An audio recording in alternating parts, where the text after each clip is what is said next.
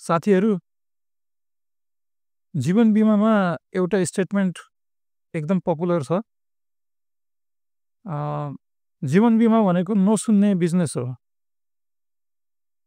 First इयरमा 100% नसुन्न पाइन्छ, सुन्नुपर्ने हुन्छ। सेकेन्ड इयर आउँदा हामीले मात्र 75% नसुन्नुपर्ने हुन्छ।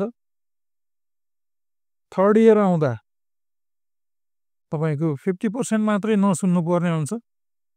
फोर्थ इयरमा आउँदा 25% मात्रै नसुन्नुपर्ने हुन्छ। फिफ्थ इयरमा आउँदा त्यो 0% पुग्छ।